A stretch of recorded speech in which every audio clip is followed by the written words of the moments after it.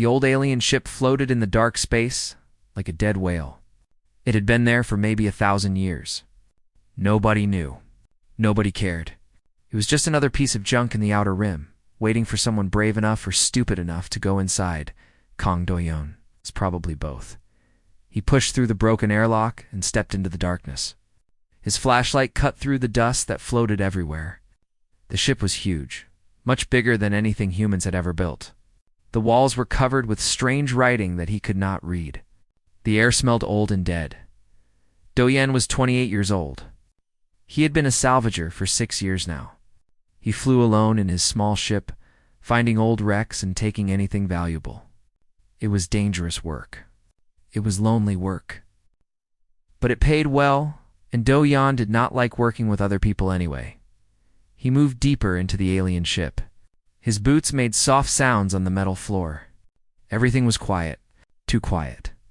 But Do-yeon had been in many dead ships before. The silence did not scare him anymore. He found some old machines and put them in his bag. They might be worth something. He found some metal plates with strange symbols. Maybe collectors would pay for those. He was about to leave when he saw something interesting. A door, different from the others. It was bigger, made of some dark metal that seemed to eat the light from his flashlight. There were symbols carved into it, but they were not like the other writing on the ship. These looked important. Do-yeon should have walked away. He knew that. The smart thing was to take what he had and leave. But he was curious. He had always been too curious for his own good. He touched the door. It was cold, so cold that he could feel it through his glove. For a moment, nothing happened. Then the symbols began to glow with a soft red light.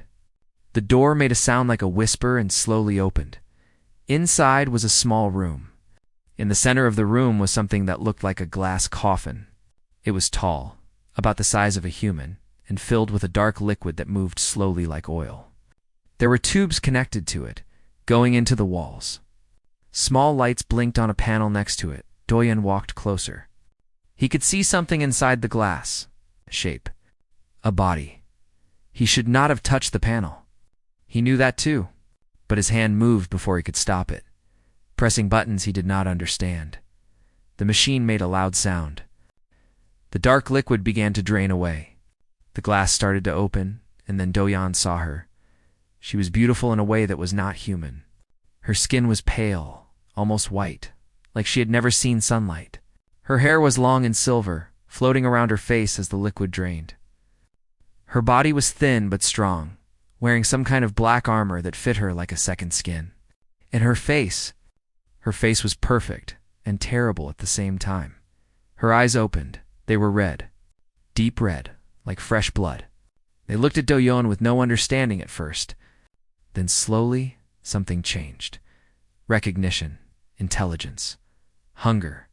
She moved faster than anything Do-yeon had ever seen. One moment she was in the glass coffin. The next moment she was in front of him, her hand around his throat, pushing him against the wall. Her fingers were long and ended in sharp black claws. They pressed into his skin, not quite breaking it. Not yet, she spoke. Her voice was like ice and honey mixed together. The words were in a language he did not know. Then she seemed to focus, and suddenly she was speaking in broken but understandable human language. "Human," she said, and the word sounded like a curse. "You wake me. You touch the sacred sleep. You are very stupid, or very brave." Could not breathe properly. Her hand was too tight. But somehow, he was not as scared as he should be. Maybe he had seen too much. Maybe he was just tired. Or maybe he really was that stupid. Could be both, he managed to say. Her red eyes narrowed. She leaned closer, and he could see her teeth now. They were sharp, like needles. There were too many of them. "Do you want to die, human?" she asked. It was not really a question. It was a statement. She was going to kill him. He could see it in her eyes. He was nothing to her, just a small animal that had wandered into a predator's den. Do-yeon thought about his life. It had not been a great life. He had no family left, few friends. His ship was old and falling apart. He had debts he would never pay. Maybe dying here was not the worst thing that could happen. but still. He did not want to die today. Look, he said, his voice rough because of her grip. If you were going to kill me, can I at least have a cigarette first? It seems fair. She stared at him. Her red eyes blinked. Once, twice, she did not understand. He could see that. She had expected him to beg, to cry, to promise her anything if she would let him live. That was what all the other species did when they faced her kind. That was what they always did. But this human was asking for a cigarette. She released her grip a little. Not much, but enough for him to breathe. Her head tilted to one side, like a curious cat. You do not fear me, she said. It was not a question. Doyen said. Fear takes energy. I am tired. For a long moment, she just looked at him. Then something strange happened. Her lips moved. It took Doyon a second to realize that she was almost smiling. She let him go. Doyon fell to his knees, coughing and rubbing his throat. She stood above him, watching. She was taller than him by at least a head. In the dim light of the room, she looked like a goddess of death. What are you? She asked. What is human? Doyen pulled out his cigarette pack. His hands were shaking a little, but he managed to light one. He took a long breath and let the smoke out slowly. We are from a small planet called Earth, he said. We are not very special. We just do not give up easily. She seemed to think about this. Then she looked down at herself, at her hands, at her body. Something was wrong, he realized. She was weak. Much weaker than she should be. The long sleep had taken something from her. I need sustenance, she said. Life force. Blood. Okay, Doyen said. He reached into his bag and pulled out a protein bar. This is all I have right now. It tastes bad, but it has nutrients. She looked at the protein bar like he had offered her garbage. Which, to be fair, he kind of had. You mock me? She asked, and there was danger in her voice again. No, Doyen said. I am being practical. You need to eat. I have food. It is simple. Again, she did not understand. Her whole existence had been about power and fear and taking what she wanted. Nobody had ever just offered her something before. I am Yura, she said finally, of the Varith Empire. I am a noble of the blood. I have lived for 3,000 years. I have killed more beings than you can count. Doyen nodded. I am Kung Doyon. I collect junk from old ships. I have lived for 28 years. I have never killed anyone. He paused. Well, maybe one guy, but he deserved it. Yura did not know what to do with him. He was not behaving correctly. He was not following any pattern she knew. This small, weak human should be nothing to her. Food. A brief moment of warmth before she continued her existence. But he was strange. And after 3,000 years, strange was interesting. I need to leave this place, she said. The ones who put me in sleep will come looking. They cannot find me. Doyen finished his cigarette and stood up. His legs were still shaking, but he ignored that. I have a ship, he said. It is small and old, but it flies. I can take you somewhere. Why would you help me? She asked. I almost killed you. Doyen shrugged. You did not actually kill me. That counts for something. He started walking toward the door.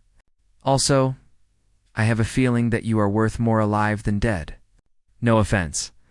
Yura followed him. She was not sure why. She was not sure of anything anymore. The long sleep had changed something inside her.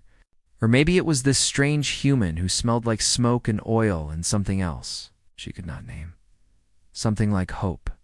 They walked together through the dark ship. The ancient vampire and the tired salvager. Neither of them knew what would happen next. Neither of them knew that this moment, this strange meeting in the void of space, would change everything. But that is how all great stories begin. Not with grand plans or noble purposes, but with accidents, with mistakes, with two people who should never have met, finding each other in the darkness and choosing for reasons they do not understand.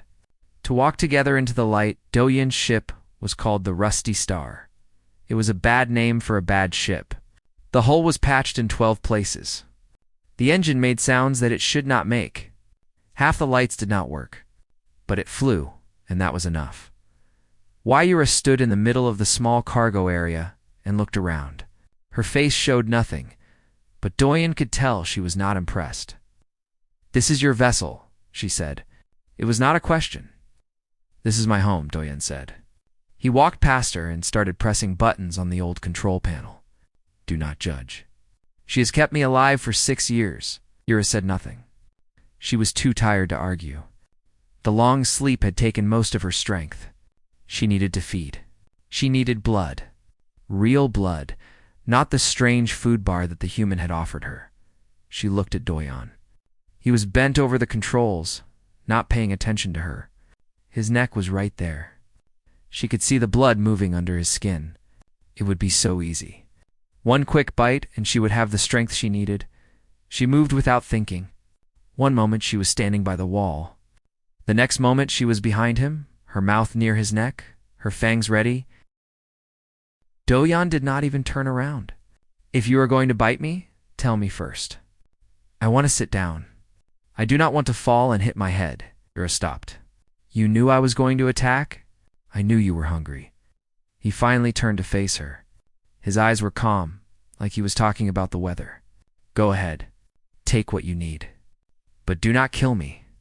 I am the only one who can fly this ship." She should have been angry. No one gave her permission. She took what she wanted, but again, this human was doing something unexpected. He was offering himself freely. "You are very strange," she said. "So I have been told." She grabbed his shoulder and pulled him close. He did not resist. His heart was beating fast now, but his face stayed calm. She could smell his blood. It smelled different from other species. Warmer, stronger. Her fangs sank into his neck, and then something happened that had never happened before. Pain, burning, like swallowing fire. Yura pulled back with a scream. She fell to the floor, holding her throat. The blood in her mouth was burning her from the inside. It tasted like metal and lightning and something else. Something that pushed back against her. Doyen grabbed a cloth and pressed it to his neck. He was bleeding, but not badly. He looked down at her with concern, not fear. "Bad batch?" he asked. Yura could not answer. She was still trying to understand what had happened. In 3,000 years, she had fed on hundreds of species. Their life force flowed into her like water. Easy, smooth, submission. But this human, his life force fought back. It did not want to be taken. It resisted her with a fury she had never experienced. "Your blood," she finally managed to say. "It burns." Doyen helped her up. She was too weak to refuse his help, which made her angry. But she let him guide her to a chair. "Maybe humans are not good for eating," he said. "We have a lot of coffee in our blood. And stress. Probably too much stress." Yura did not understand his joke. She was still trying to understand what she had tasted in his blood. It was not poison. It was not a weapon. It was something deeper than that. Something in the core of what he was. Defiance. Pure, simple defiance. His very cells were telling her no. "No species has ever resisted us," she said quietly. "The Varath are the supreme predators. We have conquered galaxies. We have drained worlds. Nothing stops us." Doyen sat down across from her. He was still holding the cloth to his neck, but the bleeding was slowing. He said, "Welcome to humanity. We are very stubborn." The ship's communication system made a sound. Someone was calling. Doyen pressed a button, and a woman's face appeared on the screen. She had short black hair and sharp eyes. She looked angry, but Doyen seemed used to that. "Doyen, you idiot," the woman said. "What did you do?" "I am getting strange readings from your location. You found something, did you not?" "Something bad?" "Hello to you too, Sumi," Doyen said. "Nice to see you are still worried about me." "I am not worried. I am annoyed. If you die, you still owe me money." Yura watched this exchange with interest. These humans had a strange way of showing care for each other. All insults and hard words, but underneath, something else. Sumi noticed Yura on the screen. Her eyes went wide. What's that? Doyan, is that a Varith? Her name is Yura. She is. A passenger? A passenger? A passenger. Sumi's voice got very loud. Do you know what that is? The Galactic Concordat has killed in sight orders for Varith. If anyone finds out you have one on your ship, they will destroy you both. No questions asked. That seems unfair, Doyan said. The Varith killed entire civilizations. They drained whole planets of life. They are the most dangerous predators in the known universe, and you are treating one like a lost puppy. Yura should have felt pride at these words. Her people were feared. That was how it should be. But instead, she felt something strange. Something like shame. Doyan looked at her, then back at the screen. She was asleep for a long time. Centuries, maybe. Someone put her in that ship and left her there. She does not know what happened to her people. Then she sighed. Fine, I will not report you. But listen to me carefully. Varith artifacts are worth a fortune on the black market. If she has anything valuable, bring it to me. I can sell it quietly. Yura heard these words. She waited for Doyan to look at her with new eyes. With greed, everyone else would have. She was worth more dead than alive. Her blood, her armor, her knowledge, all of it could be sold. But Doyan just shook his head. I am not selling pieces of her, Sumi. That is not how this works. Then how does it work? I do not know yet. I will figure it out. Sumi stared at him for a long moment. Then she laughed. It was not a happy laugh. You are going to get yourself killed one day, Kongdo-jin. Probably, but not today. The screen went dark. Doyan leaned back in his chair and closed his eyes. He looked tired. The bite mark on his neck was already turning purple. Yura watched him. She did not understand this human. He had every reason to turn her in. He could be rich. He could be safe. Instead, he was risking everything for a stranger who had almost killed him. Why? She asked. He opened one eye. Why what? Why do you not sell me? Why do you not report me? I am nothing to you. I am less than nothing. I am a danger to your life. Doyan thought about this. Then he shrugged. I do not know. Maybe because you asked if I wanted to die and then you let me answer. Most people would not have waited. Most people would have just killed me. He paused. Also, you seem sad. I do not like seeing sad people. I am not sad. I am a noble of the Varith Empire. I do not feel human emotions. Sure you do not. Yura wanted to argue. She wanted to tell him that she was above such weakness. But the truth was, he was right. She was sad. She had been in that coffin for so long, and now everything she knew was gone. Her empire, her people, purpose, all of it had disappeared. While she slept, she was alone in a universe that hated her kind, and this strange human, with his bad ship and his calm eyes and his blood that burned like fire, was the closest thing she had to a friend. Among my people, she said quietly. When someone offers help without asking for payment, it means they want something. It always means they want something. I want coffee, Doyan said. The machine is broken. Maybe you can fix it. She stared at him. He was serious. His great desire, his hidden motive was coffee. You are insane, she said. Maybe, but I am also very tired, and I fly better when I have coffee. So if you could look at the machine, I would appreciate it. Yura stood up. Her legs were still weak, but she could walk. She found the coffee machine in the corner of the small kitchen area. It was old and dented, like everything else on this ship. She opened it and looked inside. The problem was simple. A wire had come loose. She fixed it with one finger, using a tiny bit of her remaining power to heat the connection. The machine made a sound and started working. Doyan smiled. It was the first real smile she had seen from him. It changed his whole face, making him look younger, softer. You are useful to have around, he said. I am a 3,000-year-old noble of the Varith Empire. I have destroyed civilizations. And you are using me to fix your coffee machine. Yes, he poured himself a cup. Want some? She did not need coffee. She did not even know what coffee was, but she took the cup anyway.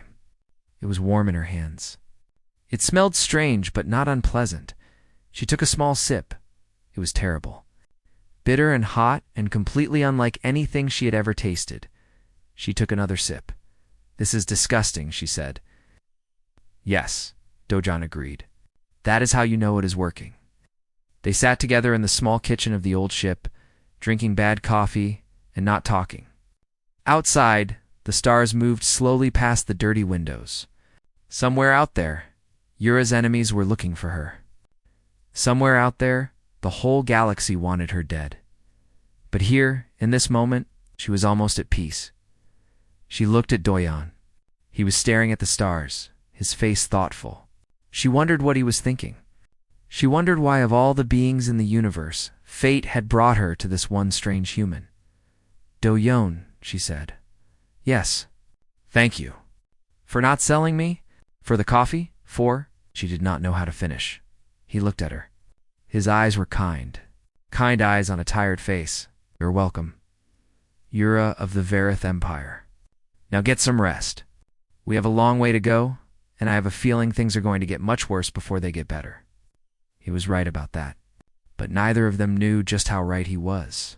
Not yet. 3 days passed on the Rusty Star. They were quiet days. Doyan flew the ship toward the inner systems where he could find work. Yura rested and tried to recover her strength. They talked sometimes about small things. About nothing important, but good things never last. Doyon was sleeping when the alarm went off. Red lights filled the ship. A loud sound screamed through the speakers. He jumped out of bed and ran to the control room. Ura was already there. She was standing very still, looking at the screen. Her face was pale. More pale than usual? "They found me," she said. On the screen, a ship was approaching. It was large and dark, shaped like a blade. It moved through space with a grace that no human ship could match. Strange symbols glowed along its hull. "Varith symbols? Friends of yours?" Doyan asked. "No, hunters." Yura's voice was cold, but Dojan could hear the fear underneath. "They are led by Varric. I was supposed to marry him. Before they put me in the coffin." "Why did they put you in the coffin?" "Because I refused him. Because I said I would rather die than be his property." She turned to look at Dojan. "And now he has come to take me anyway." The communication screen turned on by itself.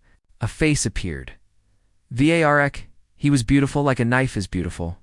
Sharp and cold and dangerous. His skin was white like snow, his hair was long and black, and his eyes were the color of old blood. When he smiled, too many teeth showed. "My dear Yura," he said. His voice was smooth like poison. "I've been looking for you for such a long time. 300 years I searched. And here you are, hiding on a human trash ship. I am not hiding, Varric. I am living. Something you know nothing about." Varric laughed. It was not a nice sound. Still so proud. Still so stubborn. "That is what I always loved about you." His eyes moved to Doyan. "And what is this? A pet? A snack? You always did like to play with your food." "He is none of your concern," Yura said. "Everything is my concern, my love. Now be a good girl and come to my ship. I will let the human live. I might even let him keep his mind intact. But only if you come quietly." Doyan stepped forward. He did not know why. He could not fight a Varith. He could not even fight a regular human very well. But something in him would not let him stay silent. "She does not want to go with you," he said. "She already told you no once. The answer is still no." Varric looked at him like he was looking at an insect. A very small, very stupid insect. "It speaks," Varric said. "How amusing. Tell me, little human, do you even know what you are defending? She is a monster. She has killed more beings than you can imagine. She is not worth dying for." "Maybe not," Doyan said. "But you are not worth dying to either. So we have a problem." Varric's smile disappeared. For a moment, something dangerous flickered in his eyes. "Very well. I gave you a chance to live. Remember that." The screen went dark. "Should not have done that," Yura said. He will kill you now. He will enjoy killing you. Then let us make sure he does not get the chance. Doyen was already moving to the control panel. How many of them are there? At least 20 warriors. Maybe more. Can we outrun them? No. Their ship is faster. Can we hide? No. They can track my life force. Doyen was quiet for a moment. Then he smiled. It was a strange smile. The kind of smile that people have when they know they are about to do something very stupid. Then we fight, he said. Fight.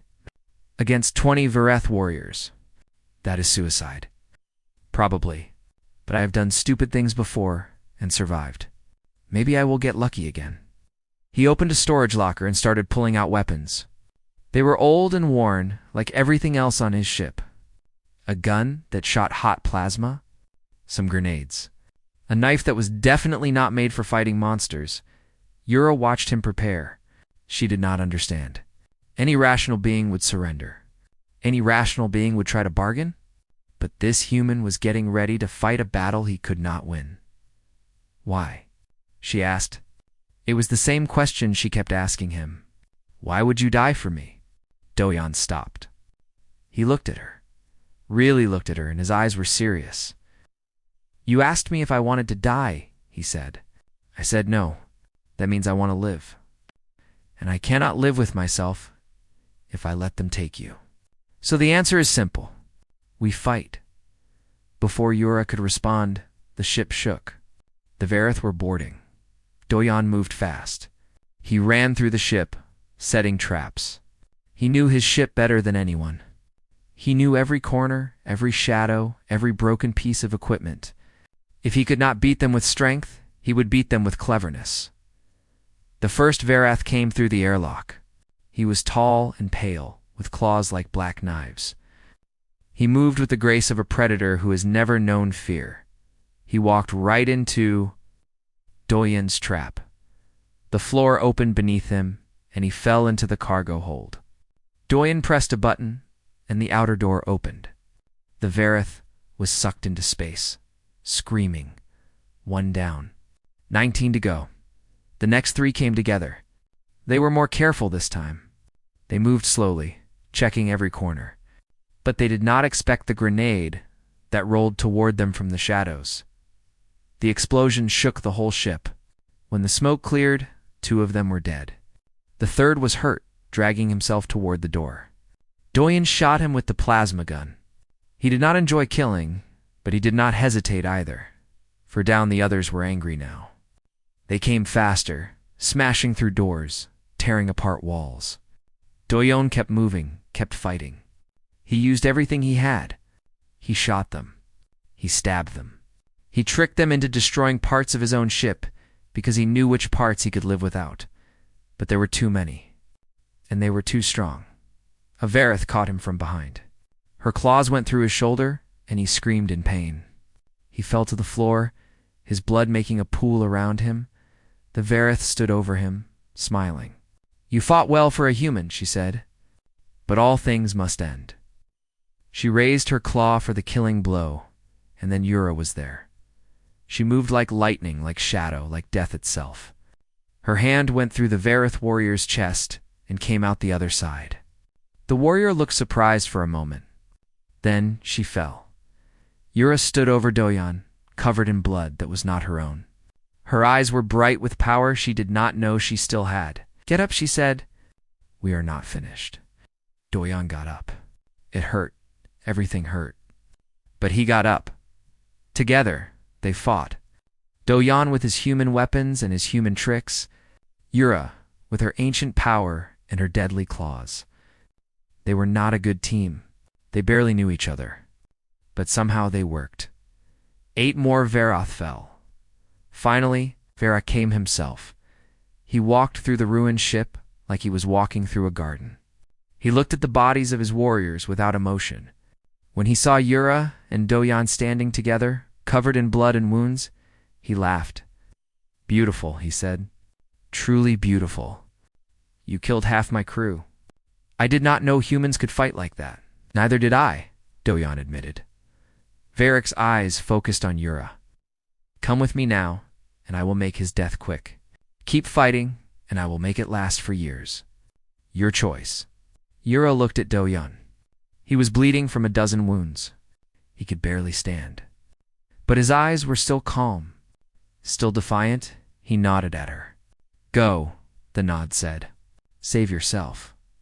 But Yura was done running. Done hiding. Done being afraid? No, she said to Varric. I choose to fight. Varric's face twisted with rage. Then you choose death. He charged, and Do-yeon, wounded and broken and barely alive, stepped in front of Yura to meet him. It was not a fair fight. It was not even a real fight. Varric was thousands of years old. He was one of the most powerful Varith who had ever lived. Do-yeon was just a human with a knife. But sometimes, it is not about winning. Sometimes it is about not giving up. Varric hit Do-yeon so hard that he flew across the room. But Do-yeon got up. Varric hit him again. Do-yeon got up again. Each time he fell, he got up. Each time Varric knocked him down, he stood back up. Varric was confused. This made no sense. The human should be dead. He should have stopped moving a long time ago. But he kept getting up. Why will you not stay down? Varric screamed. Do-yeon spat blood on the floor. He could barely see any more, but he smiled, because he said, She asked me if I wanted to die, and my answer is still no. He raised his knife and attacked. He did not win. He was never going to win. But he created an opening. Just a small one. Just enough, and Yura took it. She hit Varric with everything she had left. All her power, all her rage, all her hope. It was not enough to kill him, but it was enough to hurt him. Enough to surprise him. Enough to give them one chance. Do-yeon, with his last bit of strength, reached the control panel. Hold on to something, he said, and he opened every door on the ship at once. The vacuum of space pulled at everything.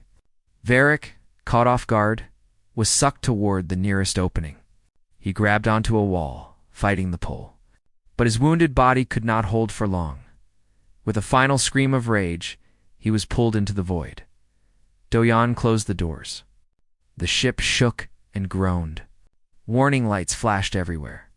But they were alive. They were alive. Yura crawled over to where Do-yeon lay on the floor. He was not moving. His eyes were closed. There was so much blood, Do-yeon, she said. Do-yeon, wake up. His eyes opened. Just barely. Did we win? He asked. Yes, she said. We won. Good. He closed his eyes again. I'm going to sleep now. Wake me up if there are more monsters. And he passed out. Yura sat there for a long time, holding the broken human who had fought an impossible battle for her. She did not understand him. She did not understand humans at all, but she was starting to think that maybe that was okay. Maybe some things did not need to be understood. Maybe some things just needed to be protected. The freighter was called the Iron Promise. It was big and ugly and perfect for hiding. Captain No Taiwan ran it with a crew of 12. And he owed Do-yeon his life from an accident 5 years ago, when the damaged rusty star limped into the meeting point. Taiwan was waiting. He was an old man with gray hair and a face full of scars. He had been a soldier once, then a smuggler, then a legitimate trader, then a smuggler again. He had seen many strange things in his life, but he had never seen a Varith up close.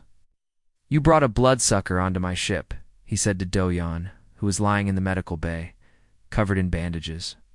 A real, actual bloodsucker, the kind that eats planets. She does not eat planets anymore, Do-yeon said. She drinks coffee now. Taiwan stared at him. Then he looked at Ura, who was standing quietly in the corner. Then he looked back at Do-yeon. You are insane, he said, so everyone keeps telling me. Taiwan sighed. It was a deep sigh, the kind that comes from years of dealing with difficult people. Fine, she can stay. But if she tries to eat any of my crew, I am throwing both of you out the airlock. Do-yeon said. For the next 3 days, Do-yeon healed. Humans were tough that way. They broke easily, but they also fixed themselves quickly. Yura watched him recover with amazement. Any Varoth with those injuries would have needed months of rest and blood to heal. But Doyen was already trying to walk after just 2 days. While he rested, Yura explored the ship. The crew was afraid of her at first. They would not look at her directly. They moved out of her way in the corridors. Some of them made religious signs when they saw her. But slowly, things changed. She helped fix a broken engine part. She saved a crew member from a falling crate. She sat in the kitchen and listened to their stories without trying to eat anyone. By the 3rd day, a young man named Juan actually smiled at her. It was strange. Yura had never been around beings who were not afraid of her for long. She did not know how to act. But she found that she liked it. She liked not being feared. On the 4th day, Doyen was well enough to walk around. He found Yura in the ship's small library, reading on a datapad. "What are you looking at?" He asked. "Human history," she said. "I wanted to understand your species better." Doyen sat down next to her. "Learn anything interesting?" Udra was quiet for a long moment. Then she turned to face him. Her red eyes were troubled. "Your people almost destroyed themselves," she said. "Many times. Wars that killed millions. Weapons that could burn whole cities, plagues, famines, environmental destruction. According to these records, humanity should be extinct." "Yes," Doyen agreed. "We are not very smart sometimes, but you survived. Every time, you survived. You crawled out of the ashes and built again. You made the same mistakes, and then you fixed them. You killed each other, and then you saved each other. It makes no sense. We are stubborn. I told you that. It is more than stubbornness." "Ah!" Yura put down the datapad. "The Vareth conquered through fear. We would arrive at a world, show our power, and the people would submit. They had no choice. Our minds were stronger. Our bodies were stronger.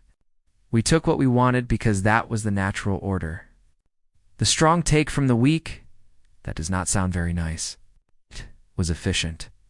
It was the way of the universe." Yura paused. "But then I read about your species, and I realized something. You do not submit. You cannot submit. When the strong come to take from you, you fight.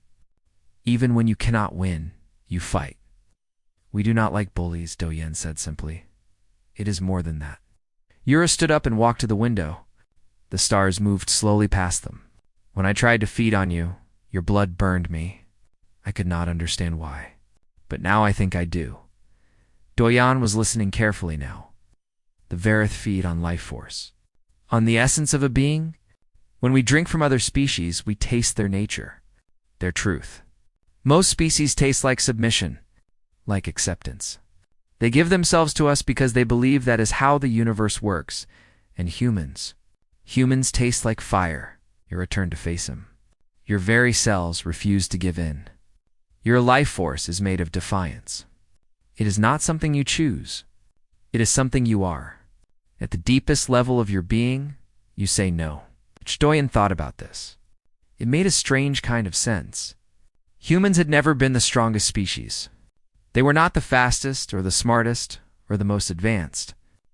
But they kept going. They kept fighting. They kept surviving. "There is something else," Yura said. "I read about something called blood donation. Yes, when one human gives blood to help another human who is sick or hurt, you give it freely? Without taking anything in return? Usually, yes. Sometimes they give you cookies after. This is impossible to me. The Vareth take. We have always taken the idea of giving blood freely to a stranger for nothing. I cannot imagine it. It is normal for us," Doyen said. "We take care of each other. Not always. Not perfectly, but we try." Yura sat back down.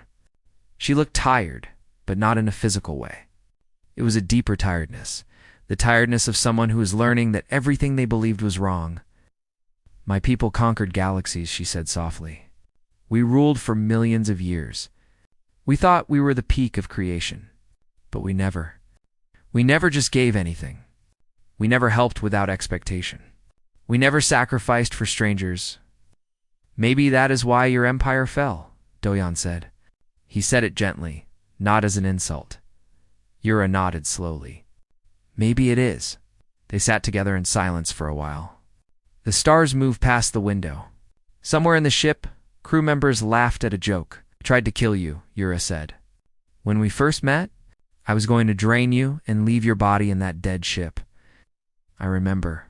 Why did you save me anyway? Why are you still saving me? Do-yeon thought about the question. It was a good question. He had asked himself the same thing many times. I do not know exactly, he finally said. Maybe because you asked if I wanted to die.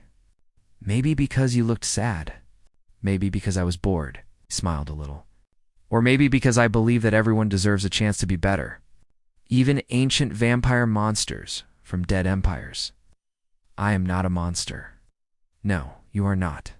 Not anymore. Yura felt something strange in her chest. It took her a moment to recognize it. It was warmth. Not the warmth of feeding. Not the warmth of power. Just warmth. Do-yeon, she said, why does your species fight so hard? What keeps you going when everything says you should give up? He was quiet for a long time. When he spoke, his voice was thoughtful. Hope, he said. We hope. Even when things are dark, even when everything is lost, we hope that tomorrow will be better. It is stupid, probably. It is irrational. But it is what makes us human. Hope Yura repeated. The word felt strange in her mouth. Foreign. New. Yes, hope is like a fire inside us. It never completely goes out. No matter how many times we fail, no matter how many times we fall, we get up again because we hope. Ura thought about her long sleep. 300 years in that coffin. She should have died. Most beings would have died. But something kept her alive through all those years of darkness. Maybe it was hope. Maybe, without knowing it, she had been hoping all along. Your species is insane, she said. But this time, the words sounded different. Almost like admiration, as Do-yeon agreed. Want some coffee? She laughed. It surprised her. She had not laughed in centuries. The sound was rusty and strange, but it was real. Yes, she said. I want some coffee. They walked to the kitchen together. Do-yeon made 2 cups of the terrible coffee that humans seem to love. They sat at the small table and drank in comfortable silence. Yura looked at the human beside her. He was nothing special by Varith standards. Small, weak, short-lived. He would be dead in 50 or 60 years. A blink of an eye for someone like her. But he had fought for her. He had almost died for her. He had looked at a 3,000-year-old monster and seen something worth saving. For the first time in her long life, Yura understood what hope felt like. It felt like coffee. Bitter and hot and strange, and somehow perfect. The door to the kitchen opened. Baesumi walked in, looking annoyed as always. She had arrived on a small ship an hour ago, answering Do-yeon's call for help. So, she said, looking at Yura and Do-yeon sitting together like old friends, you two are getting along now. That is just great. Meanwhile, the entire Varath hunting fleet is mobilizing to find you. Do-yeon looked up. Varric is dead. Varric was one lord. There are others. They know you killed their warriors. They know Yura is alive. And they are very, very angry. Sumi sat down heavily. We need a plan. A real plan. Not just fly around and hope for the best. Yura and Do-yeon looked at each other. Then they looked at Sumi. I am open to suggestions, Do-yeon said. Sumi sighed. It was going to be a long day. But somehow, looking at the strange pair in front of her, the tired human and the ancient vampire drinking coffee together, she felt something she had not felt in a long time. Maybe, just maybe, they could actually win. It was crazy. It was impossible. But then again, that was what humans did best. The Varith fleet found them on the 7th day. Do-yeon stood on the bridge of the iron, its promise, and watched the dark ships appear on the screen. There were 5 of them. Each one was larger than the last. Each one carried hundreds of warriors ready to kill. Behind him stood Captain Taiwan, Sumi, and the entire crew. 12 people total. plus one ancient vampire who had not eaten properly in centuries. Well, Taiwan said, looking at the screen, we are going to die. Probably, Doyen agreed, but not without a fight. The communications screen flickered. A Vareth face appeared. She was old, older than Yura, with white hair and eyes like dried blood. She wore armor that looked like it was made from darkness itself. I am High Lady Mira of the Vareth Empire, she said. You have killed our warriors. You harbor a traitor. Surrender the female called Yura, and we will make your deaths quick. Doyen stepped forward. Hello, I am Kong Doyan. I am a salvager. I collect junk, and I am not giving you anything.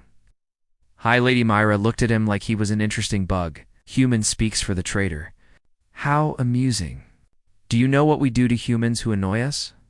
I have some ideas. We drain them slowly. Over years, we keep them alive and aware while we feed on their pain. It is educational. Doyan nodded. That sounds terrible. I would really prefer not to do that. Then surrender. No, the High Lady's eyes narrowed. You cannot be serious. You are one ship. We are 5. You have no weapons, no power, no chance. This is not courage. This is insanity, as Doyen said. We are human. That is what we do. The screen went dark. They are powering up weapons, Taiwan reported. His voice was steady. He had faced death before. We have about 10 minutes before they are in range. Sumi stepped forward. I have an idea. It is stupid and dangerous, and will probably get us all killed. Perfect, Doyan said. Tell me. The plan was simple. Too simple to work, but it was all they had. The Iron Promise would pretend to surrender. They would lower shields and stop engines. When the Vareth came to board, they would fight. But this time, they would not fight to win. They would fight to buy time, because, while the Vareth were busy with the humans, Yura would do something she had never done before. She would drink human blood. Not to take, not to feed, but to bond. Among my people, Yura explained, there's an old ritual. Forbidden now. A Vareth can bond with another being by drinking their blood with permission. Not to take life force, but to share it. To become connected. And what happens then? Doyen asked. I do not know. It has not been done in 10,000 years. The last Vareth who tried it changed, became something else. Something the others feared, changed how? Became more not Vareth, not the other species. Something new. Doyan looked at her for a long moment, then he held out his arm. Let us find out. The Vareth ships came closer. The humans prepared for battle. Taiwan handed out weapons. Sumi set up traps. The crew members wrote final messages to families they might never see again. No one complained. No one ran. They were humans. They did not give up. When the first Vareth boarding party arrived, the humans were waiting. The fighting was terrible. The Vareth were faster, stronger, deadlier in every way. But the humans did not stop. They used everything they had. Guns, knives, fists. One crew member bit a Vareth's arm so hard that the vampire screamed. Another threw hot coffee in a warrior's face. It was not enough. Slowly, the humans fell. Taiwan was thrown against a wall. Sumi was pinned down by 2 warriors. The crew fought and bled and died, but they bought time. Every minute, every second, in a small room deep in the ship, Doyen and Yura sat together. Are you sure about this? Yura asked. Her fangs were extended. Her eyes glowed with ancient power. No, Doyan admitted. But I am sure about you. You barely know me. I know enough. I know you refused to be owned. I know you spared me when you could have killed me. I know you drink terrible coffee and pretend to like it. He smiled. That is enough. Yura looked at him. This small, stubborn human who had changed everything. If this kills you, then I die doing something that matters. That is more than most people get. She leaned forward. Her fangs touched his neck. His blood was there just beneath the skin. That burning, defiant blood that had hurt her so badly before. But this time was different. This time he was offering. This time it was a gift. She bit. The blood flowed into her. And this time, it did not burn.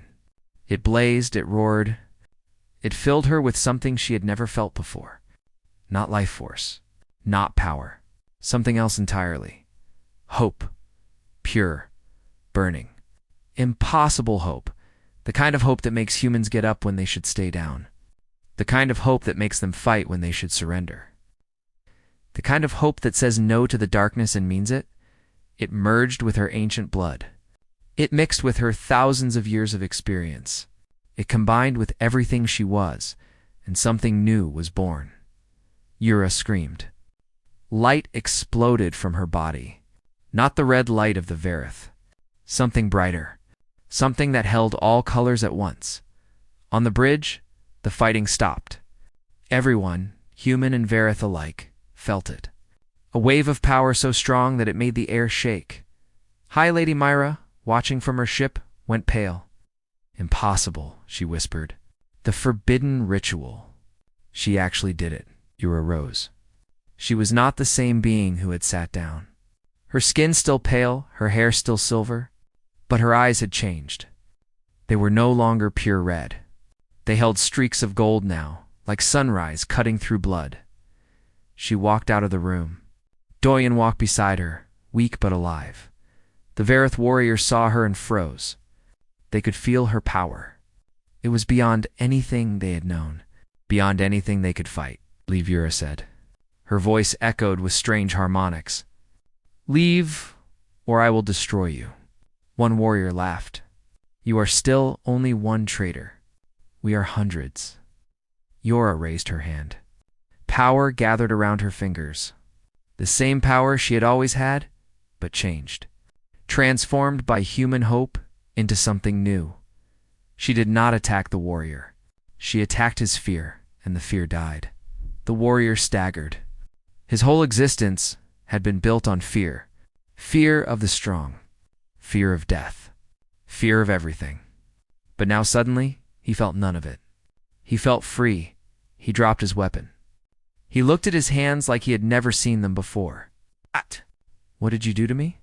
I gave you a choice, Yura said. For the first time in your life, you can choose who you want to be. Not what the Empire made you. What you want. One by one, she touched the other warriors with that strange power. And one by one, they stopped fighting. Some ran away. Some sat down in confusion. Some actually started crying, overwhelmed by emotions they had never been allowed to feel. Only the High Lady remained defiant. She came herself, stepping through the ruined corridors of the ship. Her power was immense. She had lived for 50,000 years. She had crushed civilizations. You think you can defeat me with hope? She spat the word like poison. Hope is a lie. Hope is what the weak tell themselves before they die. Maybe, Yura said, or maybe hope is what makes the weak strong enough to stand against the powerful. They fought. It was a battle beyond human understanding. Power clashed against power. Ancient darkness against new light. The ship shook apart around them. But Yura had something the High Lady did not. She had been changed by human blood. She had felt what humans felt. She had tasted their impossible, stubborn, beautiful hope, and hope is stronger than fear. The High Lady fell. She lay on the floor, defeated but alive. Ura stood over her, and for a moment she considered killing. It would be easy. It would be just. But that was the old way. The Verith way. The way of taking. Instead, she did what Doyen had done for her. She offered a choice. You can die here, Yura said. Or you can change. Leave the old ways behind. Find something new to be. The High Lady stared at her. Hatred, confusion, and somewhere deep inside, something else. A tiny spark of hope. She took Yura's hand. Later, when the battle was over and the remaining Varath ships had fled, the humans gathered on the bridge. They were wounded. They were exhausted. Many of them were crying, but they were alive. Doyen sat in a corner, too weak to stand. Ura sat next to him. She was still glowing faintly, but it was fading. She looked different now. Less alien. More real? So Diane said, "What happens now?" Yura thought about it. The Galactic Concordat would hear about this. The remaining Varith would regroup. The universe had changed, and not everyone would like that change. "I do not know," she admitted. "Everything is different now. Good, different, or bad different." She looked at him. At his tired face, and his kind eyes, and his blood-stained clothes. At this impossible human who had changed everything by simply refusing to give up. "Good different," she said. "I think." Captain Taiwan limped over to them.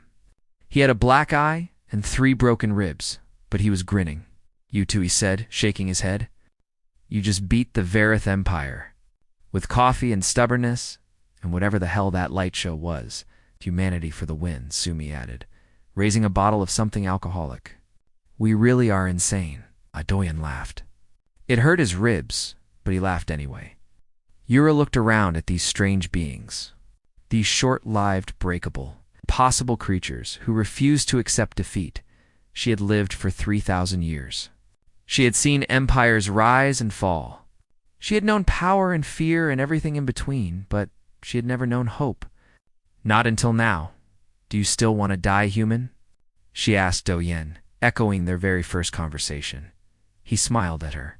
That same calm, tired, stubborn smile. "Not today," he said. "You." She thought about the future. About all the battles still to come. About the universe that was watching, afraid of what she had become. But for the first time, she was not afraid either. "Not today," she said. And somewhere in the vastness of space, the Galactic Concordat detected the energy signature of what had happened. They analyzed it. They studied it. They tried to understand it. A Varith bonded with a human. Something new. Something unknown. Something that tasted like hope. They were afraid. They should be, because humanity was coming. And humanity did not give up, ever.